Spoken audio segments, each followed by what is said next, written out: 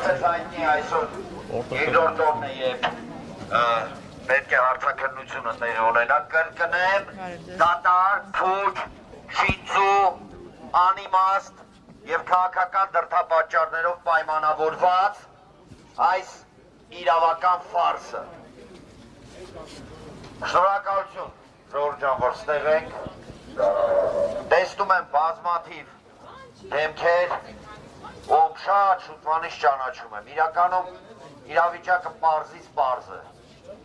Այն ինչ մենք այսօր տեսնում ենք, դա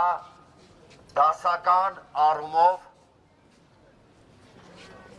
քաղաքական հետապնդում է։ Ով ինչ ուզում ասի, ով ինչ ենթադրություն ուզում անի, դա այդպես է։ Ընդ որում նույնիսկ հպանցիկ ուսումնասիրությունը տվյալների, որոնք զետեղված են մամուլում կապված քրեական գործի հետ, ցույց են տալիս շատ պարզ մի իրողություն։ Այդ իրողության տրամաբանության ներքո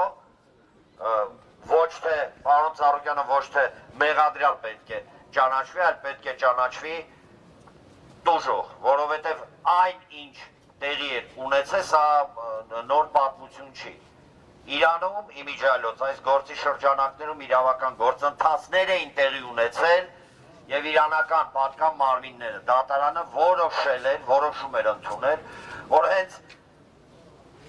Գագիկ Ծառուկյանի հանդեպ է կատարվել թե մեքենայություն, թե հանցագործություն։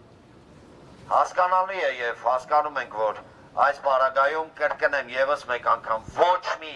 իրավական, ընդհանրապես ոչ մի իրավական հիմքեր չկան։ Յուրաքանչյուր դեպքում մենք ստեղ ենք, մենք միշտ եղել ենք, կանք եւ կլինենք պարոն Ծառուկյանի կողքին եւ երեք ասել եմ, մի արտահայտություն կա, արդարությունը, այո, լինում է, որ հապաղում է, ուշանում է, բայց ինքը մի ունակություն ունի, ինքը միշտ վերջում գալիս է։ Ազատություն Ծառուկյանին, ազատություն, ազատություն։